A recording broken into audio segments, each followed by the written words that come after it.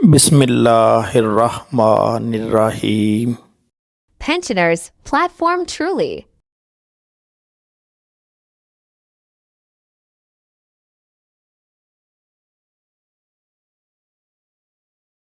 आई ban international bank account number. माजी में क्या होता था कि आपने बैरून मुल्क से अगर किसी से अपने बैंक अकाउंट में पैसे मंगवाने हैं तो आप उसको अपना अकाउंट नंबर फ्राहम कर देते थे। फिर वो आपको फ़ोन करता था जी कि मुझे ब्रांच कोड दें, फिर आप उसको ब्रांच कोड दे देते थे, लेकिन फिर भी मसला नहीं हल होता था। फिर वो बैंक से कांटेक्ट करना पड़ता था जी कि हमने पैसे मंगवाने हैं, पैसे नहीं हमारे अकाउंट में आ रहे, क्या करें। फिर बैंक क्या करता था, आपको बताता था जी कि ये कोड लिखें, फिर आपके पैसे आपके बैंक अकाउंट में आएंगे। तो इस मसले को मुस्तकिल तौर पर हल करने के लिए बैंक ने क्या किया कि अपने कस्टमर की सहूलत के लिए एक नंबर जनरेट कर दिया, एक नंबर बना दिया। उस नंबर में बैंक से मुतल्लिक़ तमाम मालूमात जो है इकट्ठी करके लिख दी गई है। अब कस्टमर जो है ये नंबर अगर प्रोवाइड कर देगा, जो बंदा बाहर बैठा है और उसने पैसे ट्रांसफ़र करने हैं, तो बग़ैर किसी रुकावट के ये पैसे ट्रांसफ़र हो जाते हैं। और जो नंबर बैंक ने जनरेट किया है उस नंबर को कहते हैं IBAN, international bank account number. अंदरूनी मुल्क भी अगर आपने पैसे ट्रांसफ़र करने हैं तो इस अकाउंट की मदद से किए जा सकते हैं।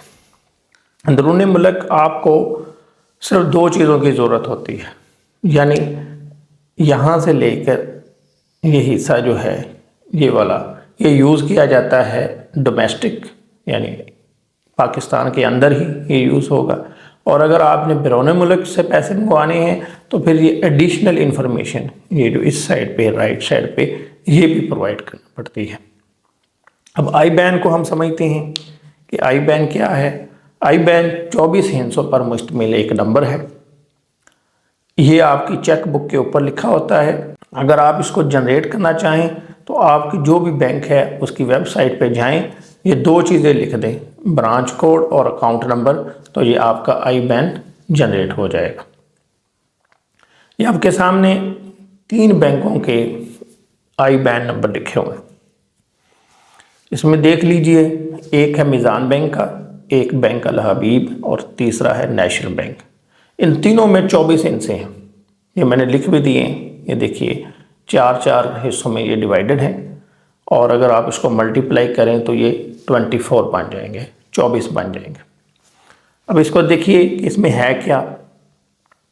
इसमें शुरू में लिखा हुआ है PK, ये हर मुल्क का कोड होगा, यानी ये पाकिस्तान के आई बैन नंबर्स हैं तो इसके स्टार्ट में PK आ रहा है, ये कंट्री कोड है।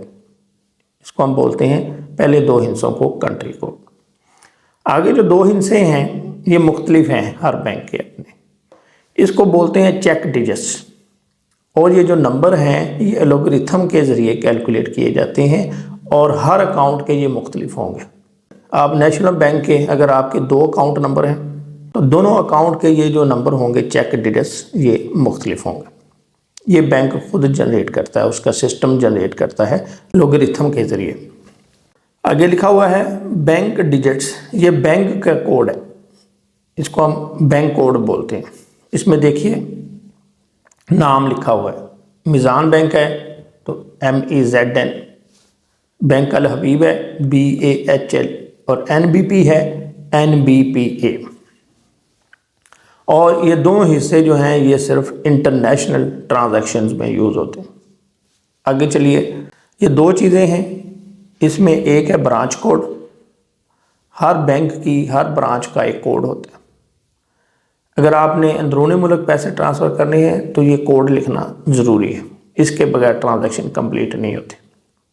ये भी हर एक ब्रांच के अपने अपने होते हैं, हर ब्रांच को उन्होंने अपने तौर पर एक नंबर दिया है।